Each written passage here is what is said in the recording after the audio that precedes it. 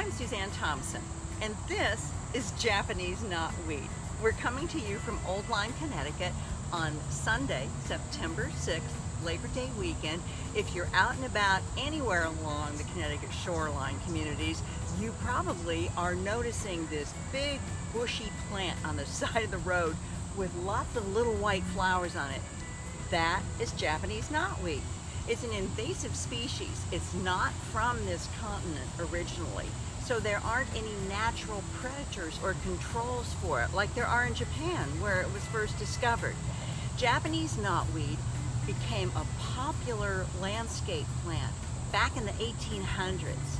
Frederick Law Olmsted, who designed Central Park and parks in Boston, is said to have used it in his designs.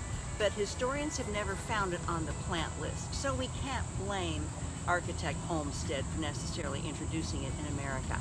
But knotweed has become popular in Europe, especially in the United Kingdom, here in North America. It's been here now for over 100 years, and the problem is it's taking over. That's because there are not the natural predators to control it. It loves to grow on riverbanks, like we see here. That's its native habitat. It also grows along roadsides, anywhere where there's disturbed soil, and especially good sunlight. So we have a campaign effort called Nip the Knotweed to help people learn how to control this invasive plant without having to use chemicals. It's not always a good location to put synthetic chemistry on the ground, or maybe you just don't want to use them, or you don't want to go with the expensive pesticides. Nip the Knotweed is following a process developed by P.D. Reed, Perennial Harmony Gardening, and Abby Stokes in Pine Grove Community. That's in the village of Niantic in East Lyme, Connecticut. For the last 9 or 10 years, they have been chopping back Japanese knotweed 3 times during the growing season. Ideally around Memorial Day weekend, sometime then in early July, and a third time in August, before August 20th, before these things bloom and they start to translocate the nutrients back into the ground. Now, there's a trick to doing this. You make sure that you cut the knotweed close to the ground, and you must bag and destroy the knotweed cuttings. That's because knotweed is a pernicious sprouter. Little pieces of knotweed stem will turn into new plants. The rhizomes, or the roots, also are extremely prolific. You see a root ball. What you don't see is there may be roots 20 feet deep into the ground that are continuing to grow and to spread. In the United Kingdom, Japanese knotweed is growing under housing foundations and underneath sidewalks and roads, shooting up into the tarmac and causing quite the problem over there. I don't know if it's that bad here in the United States, but it certainly is taking over in disturbed soils and lands. Let me tell you a little more about the Nip the Knotweed campaign, because that's something that we created in this year of COVID, stuck at home, social distancing, quarantine in the spring. We said, how can we get the word out about this 3-step method where you could go outside all summer and chop down the knotweed? So we cooked up a Facebook page, Nip the Knotweed. My college student friend, former babysitter, has produced these videos. Haley and Nicole has done a great job with them. We posted them on Facebook. We created a simple brochure that we put on a Google Drive and posted on Facebook. We don't have a website yet, but we hope we'll have one in the coming year. We've reached out to all sorts of different groups and organizations and asked garden clubs, land trusts, friends and neighbors if they want to come to a nipping party with us. And we've been cutting back at Old Lyme Town Hall. This is our first test plot here in Old Lyme. Also at the Lyme Art Association, where in a couple of years we hope to establish an en plein air garden in an area that once had native plants in it.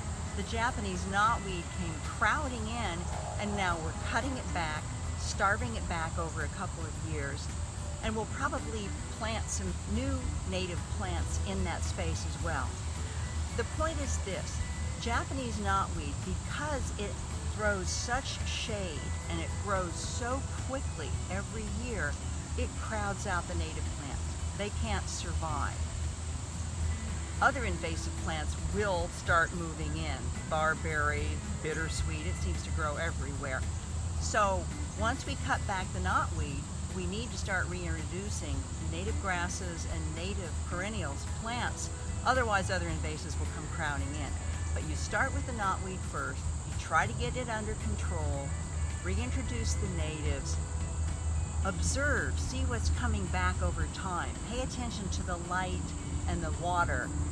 Knotweed likes to grow where it gets its roots wet, but not totally in the wetlands. That's why it grows on a riverbank or a disturbed roadside.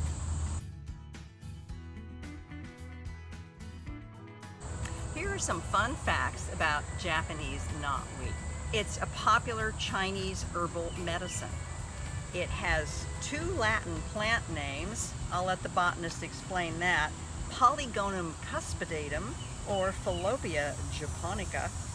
It has the medicine in it that could show promise with curing Lyme disease, resveratrol. So you may see Japanese knotweed listed as a potential cure or remedy if you suffer from Lyme disease. But the reality is we have so much Japanese knotweed growing in the wrong places and aggressively taking over. I mean, it can grow inches every day, feet in a week. This stuff gets to like 12 feet tall. That there's enough for medicine grown in the proper places, but we have to be careful that this stuff doesn't take over elsewhere. It's popular as a food in Japan, pickles. Here in the US, you might find recipes for it that you would use rhubarb, you would substitute Japanese knotweed. But August and September is not the time, just like it's not the time to harvest your asparagus. You need the tender spring shoots to do that, to make a dessert out of it.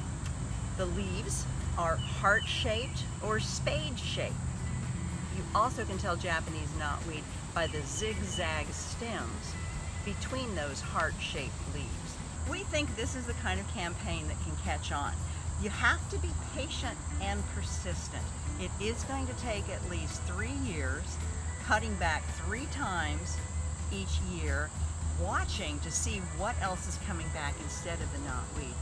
But if you like to get outdoors, why not go ahead and do that? You'll learn more about plants. You can be doing something to take back the riverbanks and the roadsides in your own community, or if it's in your own yard, you can beat back the Japanese knotweed that way. Remember, it's 3 simple steps, cutting back 3 times for 3 years. You need clippers, plastic bags, good to wear boots, bring some bug spray. But this is something we can all do together. Please go to Nip the Knotweed Facebook page, watch the 4 how-to videos that we've produced in this first summer, and let us know your results.